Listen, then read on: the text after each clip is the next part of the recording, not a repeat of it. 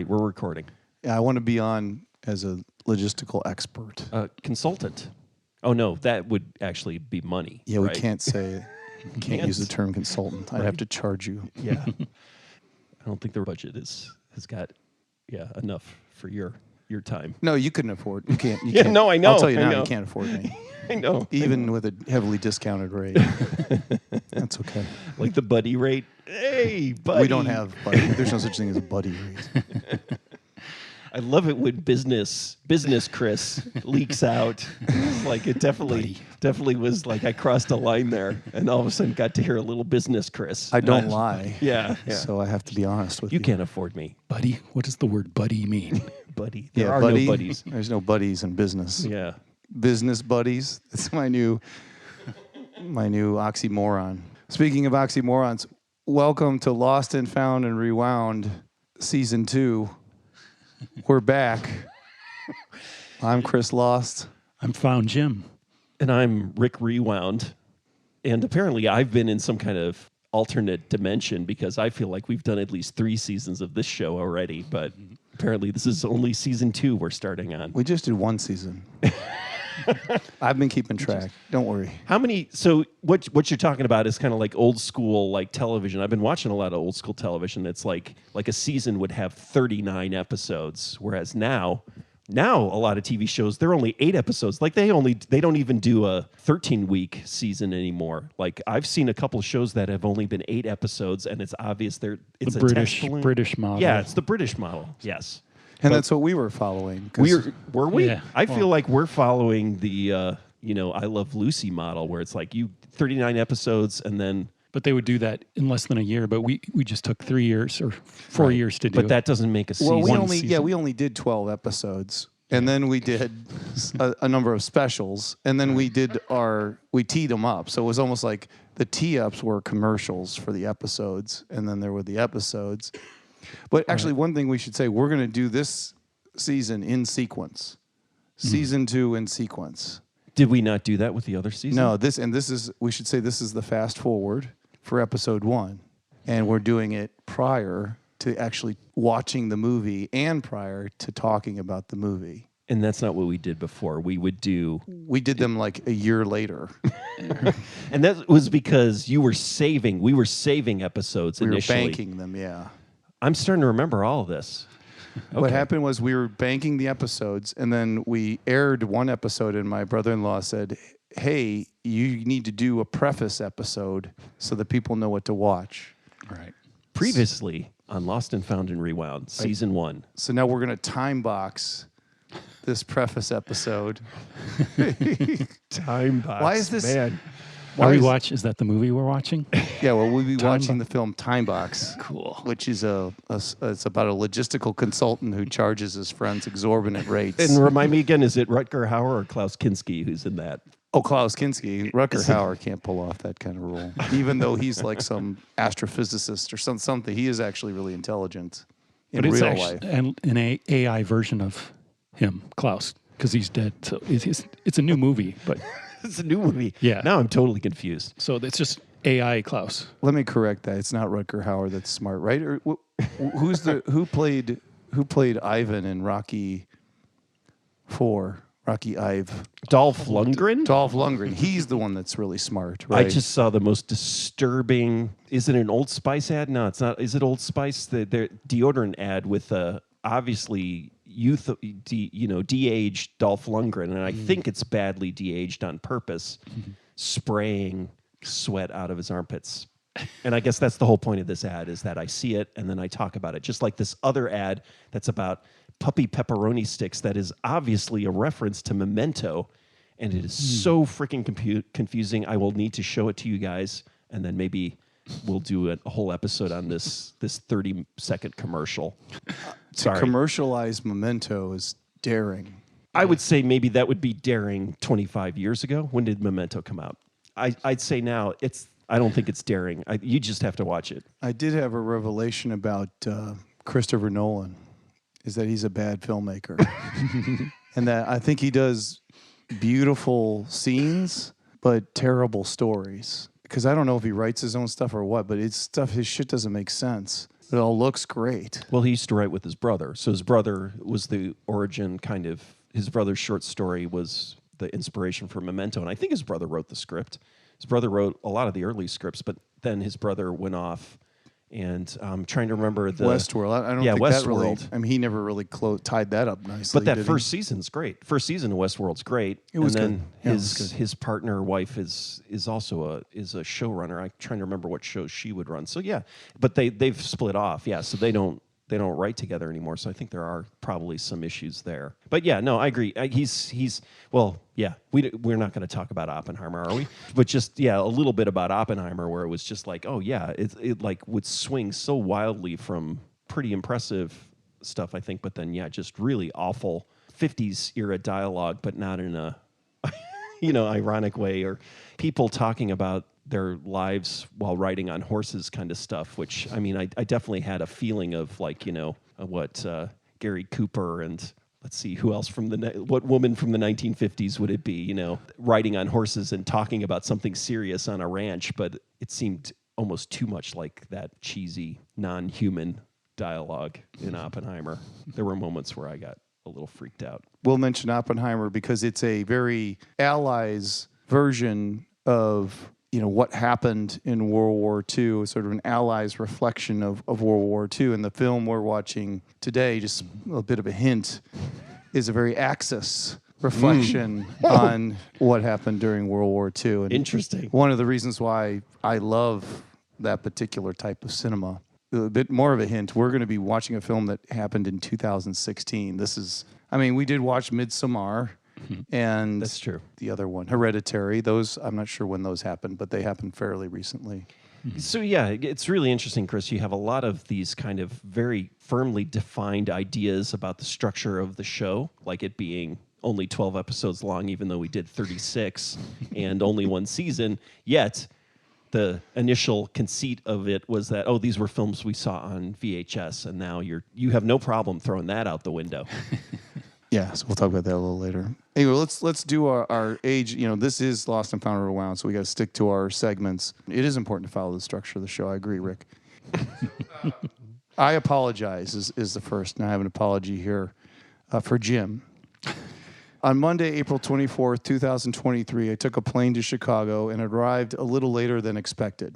I then took a cab to the Music Box Theater in Chicago, Illinois, with plans to see the film Runaway Train, with Found Jim, Rick Lost, and a host of other friends, including all of the original members of the art rock group Bully Pulpit. Footnote, Rick Lost could not attend due to his ailments. Frazzled from nearly missing the film's beginning and inexplicably in a state of mania, I charmed the bartender into pouring me a generous triple margarita. We then sat down to what was a particularly delightful watch of Runaway Train, while I guffawed and rapidly consumed my drink along with a beer or two. After the film, we went to a local pub where my mania and inebriation caused me to blather on at the mouth in such a fashion that it even tried the patience of the most patient creature on earth, Found Jim. Jim, I am truly sorry for being a trying presence that evening, and I promise to be a more stable friend to you moving forward. Well, thank you. I accept it, but you're, not necessary. It wasn't that bad. Did I miss it because I had COVID? You were sick. I was sick, but that wasn't the COVID time. Okay. It was in April? Yeah. Okay, yeah, no, I didn't have COVID that time. I was sick, though. You were sick. Right? I had may have COVID later. Been again. Busy, too. I mean, it was like a weeknight. It would have been but I was quite sick. I do remember being sick. quite a thing to, drive all the way to see A movie I've you've seen a bunch of times. several times. But in a movie theater, it was cool to see it in the movie theater. That was great. I had a blast. I mean, with the audience, laugh. Not taking it seriously. I don't think they took the movies as seriously as I had hoped. Were you upset? That No, no. I was laughing at the whole thing. It was amazing. There was one part where the ending, and the one guy back was just like, "Wow!" When the quote came on, the whatever Richard III or the Shakespeare quote at the end, it just was like, "Wow!" He just the starts funniest screaming like that. Yeah, Yeah, I didn't find that funny. Yeah. I don't know if Jim remembers, but we saw Pope of Greenwich Village in the theater, right? Yeah. And I actually laughed during the dramatic scene about the thumbs. That was where I was just like, okay. I was on board with Eric Roberts until then. Well, you talked about the Titanic, probably. Yes, and That was Titanic too. laughing Yeah, at- we've gone over that. Yeah, that yeah. spent a good time chuckling through Titanic. Yeah, sitting behind two young ladies who had seen it hundreds of times and thought it was the best movie in the world. Yeah, we covered that. I've listened to the whole season. Yeah. I'm now You listening know. back to. We've covered these moments. You're our institutional memory. Both of those moments. Yeah, we've covered. I did hear a little bit about Eric Roberts, which is he'll do a gig. He loves acting. I heard it from a secondhand source, someone who's worked directly with Eric Roberts, and said, yeah, he just wants to act. You call him up Right now, you could call him up, and if he he'd got cross the line. He'd scab. Oh, I don't know about right now. I don't know if he'd do a non-union gig. You're right. That he may not do that, but he's very generous with his talent. Hot seat. Hollywood is in turmoil right now. Rick, why do you side with the studios? I'm very pro-union. In fact, been having a lot of philosophical discussions on why the writers and actors unions are robust and involved, and what happened with the musicians union to make it basically not be that within our world. And part of it is that idea that, well, everyone became freelancers. But I also feel like Jim and I signed a contract with a major label. We had to become members of the musicians union. The musicians union was a requirement of our contract, which I believe the musicians union negotiated. But the musicians union, for instance, never did any kind of negotiations about the fact that we signed a contract doing works for hire and signing away the masters of our creative work in perpetuity to a large corporation. And I realized, oh, yeah, the musicians union didn't step up and start, negotiating in this era of when everyone became a freelancer and everything, work for hire instead of being studio musicians and live sort of performing musicians. And so for me, I'm actually, looking back and trying to, I'm really supportive. I'm sorry, I know you were making a joke. You're saying you stand with the actors and I the do writers. stand with the actors and writers. Okay, let's be clear. Yeah. And it frustrates me that as a former member of the musicians union, realizing that something happened in the past 50 years that the musicians union did not take on a more active role in supporting the interests of musicians when the business changed. Yeah, I didn't even know there was a musicians union, nor would I make it a requirement in any contract I signed with any musician to And be that's a the part thing of it. is that it's just an old remnant of 50 or 60 years ago, the musicians union and contracts with major labels. Is there health care? Because No. SAG's got great health care. There is you could get it through the musicians union, but because of the fact is that the people, it's all based around performance, right? So if you're in the musicians union and you're regularly performing union gigs like orchestra, right? You're in a orchestra, professional, like large urban orchestra. I think it functions in that way. Independent musician with a record label putting out records, for a couple years on a major label, it's not obtainable for that type of union member. Fully supportive of the stagehands union, those people who work the big shows. If you want to support the unions or the people in the unions, because they're not trying to bust the unions, they're just trying to get their people more money, support podcasts, because that's where a lot of actors are legitimate. That's not a joke. Are actually making their income nowadays. I know a former guest of the show, Michael McLost, a big portion of his income comes from, or I shouldn't say a big portion, but a portion of his income comes from his show. And I know his co-host and wife are out of their acting and makeup jobs because of the strike. So supporting podcasts and Bigfoot Collectors Clubs specifically. So the advertising revenue from those shows, the show, right, is helping with and that. their Patreon and there's all sorts of ways that podcasts make money. We don't make money at all. I just want to be real clear about that. There's no pizza place sending us checks or anything like that. That's right.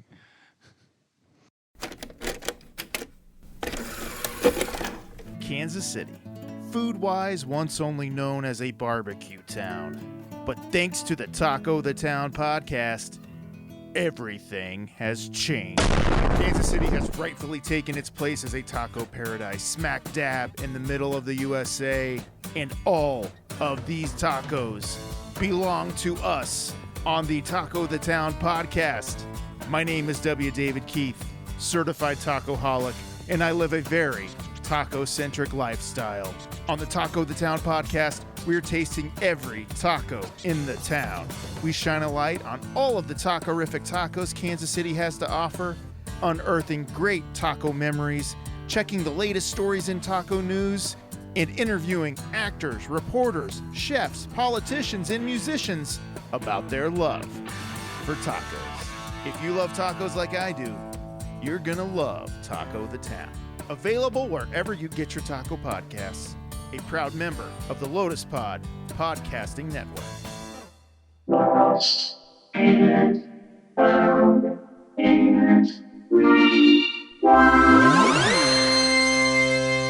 What significant thing we've been watching lately? Let's cover that topic. Let's start with Jim. Jim, media. What media have you been consuming lately that you'd like to mention? There was a podcast I was listening to. I discovered, I'm not sure where, but it was called the Holmes Archive of Electronic Music. And it's this guy who he's written a book, I think, and stuff. He's like a musician too, I think, but sort of a scholar, electronic music scholar. And he has this podcast, and it's like his collection, or, he just plays weird, obscure stuff from his collection. And one of the episodes was this soundtrack record that he found from this movie called Foes, F-O-E-S, from 1977, and I'd never heard of. And the record, I guess, is really rare. It was only made for the crew, so there's like 20 copies, but he had found one somewhere and played its electronic music from the soundtrack. And it's a really interesting movie. It's like the guy who directed it was sort of a special effects guy. It's a sci-fi film and about, this flying saucer comes, and is it before? I guess it's right around, Close Encounters of the Third Kind. Cat from Outer Space. Yeah, exactly. Mm-hmm. It's very esoteric, or just very, actually it is kind of like Cat from Outer Space, because some of the acting is pretty sketchy, because most of Whoa. How dare you? Yeah, most of the crew, the actors are pretty... Do you feel like they should get paid by the studios? If those actors? I don't know if I don't know. I wonder what they got paid, if they're just some of his friends. But no, he's a real, he like I said, I think he was more of a special effects guy. And so it was a very low budget film. And there's a few good actors that kind of stand above the rest of them. But it's an interesting film. I just watched it like on YouTube or something. I don't know if you can even officially stream it anywhere or buy it. I don't know if it ever came out really. Yeah, I'm not sure if it was actually released in the theaters or if it was just on TV or something, but I don't know. It's an interesting movie, and the music was really cool. I feel like I've heard of Foes before. There's something else that covered that movie. Some of the effects, of course, since he's an effects guy, are pretty cool for low budget. There's some really interesting, I don't want to say you could tell it was not a big budget, but it didn't matter because he obviously knew what he was doing. It was like, oh, this is a cool effect. He got a lot out of what little money he had. So it's really cool to watch for that. That's a good genre of film, special effects people who make their own movies. Right. Especially recently, there's a lot of people who've kind of done that. Have we talked about, what is it called? Phase 4, the science fiction movie that's directed by Saul Bass, the graphic designer. Wow. Is it good? It's beautiful. We should talk about Phase 4 at some point. I think we have talked about it. I've talked about it. You've talked about Saul Bass, but you didn't talk about Phase 4. Is it Phase 4 now? See, I've got the name wrong, I think. Look, I'd know. Oh, it is Phase 4. IV. Yeah. It's an ant movie. It's an intelligent ant movie. But it's not the one you're thinking of. What's the other one? Empire? Kingdom of the Ants, right? I wasn't thinking of that. Oh, there's Bug also. There are lots of good insect movies. What's the one where... There's one about ants that I used to watch on CBS, late night movie. It was about ants. They're just like Killer Ants, I think was the name of the movie, something like that. Not Kingdom of the Spiders. I was thinking, with what's his... I just remember William Shatner. Someone falling in a garbage dumpster and being eaten alive by ants. Scared the shit out of me. Yeah. Rick, what have you been watching? I've been watching a lot of Green Acres. Cool. And why's that? Just that guitar, the music, the intro, right? Yeah. No, the music is great. Everything about it is great. I remember being obsessed with it probably when I was a kid, watching it when I was a kid in reruns. And then later on as a young adult, it probably showed up again on TV Land or something. And then watching it now, it's just on one of those free channels and just on like an infinite loop. And so I can have it on and I can do work that doesn't require, like kind of busy work, and I can watch it. Somebody was just talking about, what was it? Talking about Larry Sanders, not Larry Sanders, the Gary Shandling show, about how, meta it was, him talking to the camera and how revolutionary that was. But there's a lot of meta stuff in Green Acres. There's one episode I've seen twice now and it's right towards the end of the run of the show, Lisa, played by Eva Gabor. Right. Ava Gabor. Sorry. Ava Gabor. There's a little girl that's been added into the show I think they were just trying it out for a couple episodes. They're sitting at the beginning of the show in the living room of the house, and she says, "This is where the names come up." And then all of a sudden, all the names, like the director, and then these are the important people, and the little girl's like looking, going, "Oh yeah, wow!" And then Eddie Albert comes in and says, "What's going on?" I was showing her the names, and he's like, "The names?" It's the absurdity of it, like how out there this show was, and the fact that there's a pig, that everybody treats as a human except for, Eddie Albert's just like it's a pig, and then if he calls it a pig, they get offended. There's just so much in the show that's insane. And then all these old country guys, so guys who were on WLS radio or on the Grand Ole Opry, the comedy kind of guys. I think more like what was the barn dance, was it called, on WLS? I think so. It sounds right. The kind of seminal country radio show. And, that was broadcast across the planet because WLS would just crank its signal, right? And these guys, all these kind of country bumpkin comedy characters that are in it. I don't know. I'm just really enjoying it. I loved it as a kid. Yeah, you need to watch it again. It's in the same level as like Rocky and Bullwinkle, those old cartoons, the original, and I'm trying to think of what else. I think we did talk about this before, didn't we? You've listened to the podcast, re-listened to it, because I feel like I looked it up, and the guys who did Green Acres also did Hello, Larry. Oh, we've that's talked what it about was. Hello, Larry. Yeah. We never talked about Green Acres, though. Okay, so that was it. It was like, okay, these guys, and I looked at their history, and it's like they never really got something as good as Green Acres again. And the craziest thing about Green Acres is the last two episodes are backdoor pilots. And so there was the CBS Hillbilly Purge, Country Purge, like where they just, in 1971, they just took all the country kind of shows off the air. Petticoat Junction, Green Acres. I think Beverly Hillbillies was already done. Mayberry RFD, so the post-Andy Griffith one. Was it Sigourney Weaver's father? I can't remember who did it. Just said, we're done with this. New era, All in the Family, the Jefferson, we're gonna. So Norman Lear. Lear, yeah, that's basically. not a bad switch. No, it although wasn't. I love all those old shows. Yeah, but it was kind of like they hacked all those off. So I think they thought Green Acres, they were going to do another season. And so they just have these two crazy episodes where it's basically like, them like talking on the phone to somebody, and then all of a sudden it's all these new characters. But it happens twice. So I think I talked about it with the Rockford Files. There's like an Isaac Hayes backdoor pilot. Richie Brockelman, Private Eye, was a backdoor pilot.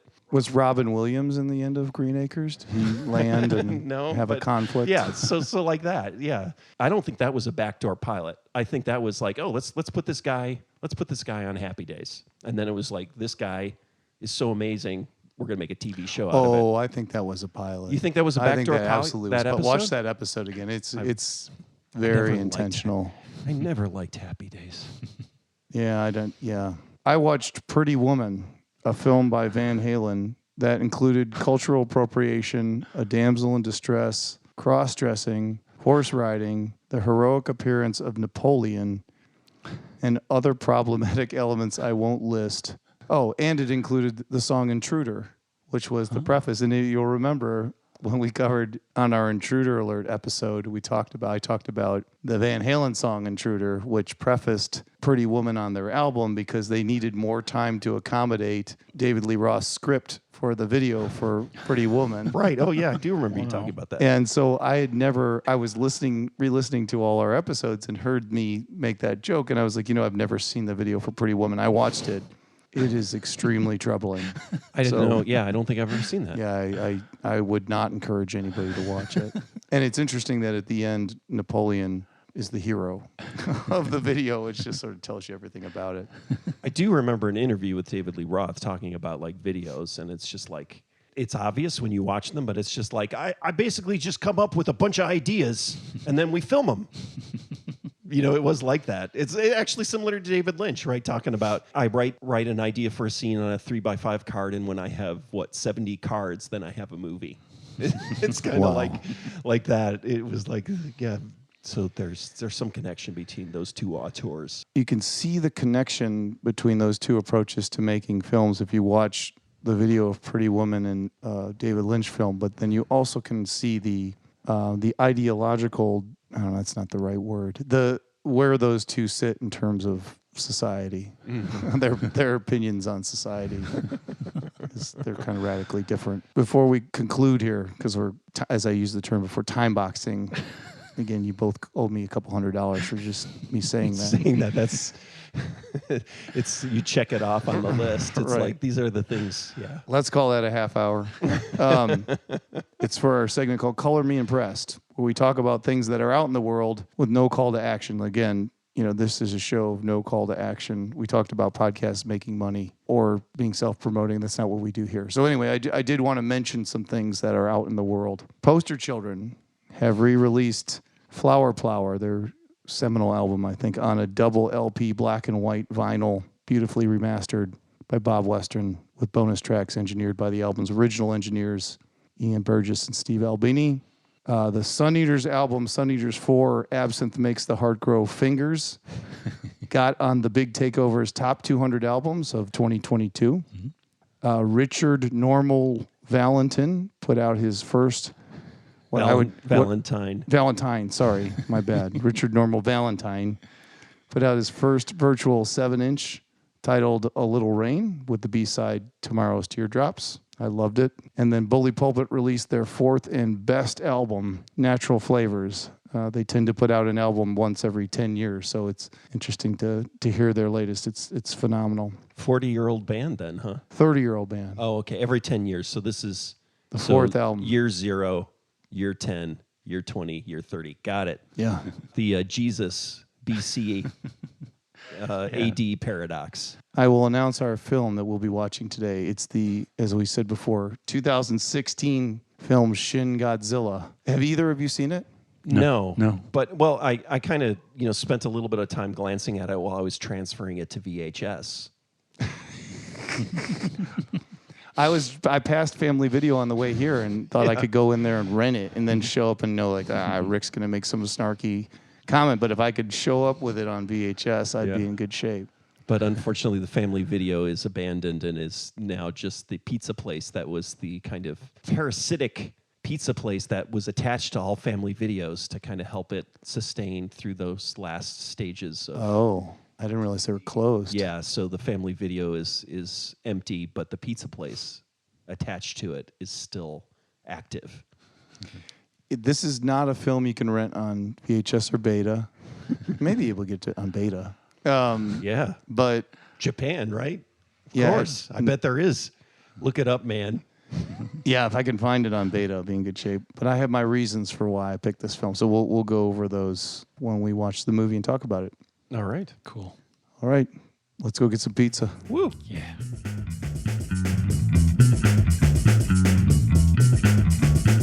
Lost and Found and Rewound is fully funded by Lost and Found and Rewound Foundation funds. Lost and Found and Rewound does not use crowdfunding because our listeners have better things to do with their funding. There's no need to post reviews of Lost and Found and Rewound because our listeners have more valuable things to do with their time. In all sincerity, thank you for listening to the show. We truly appreciate it.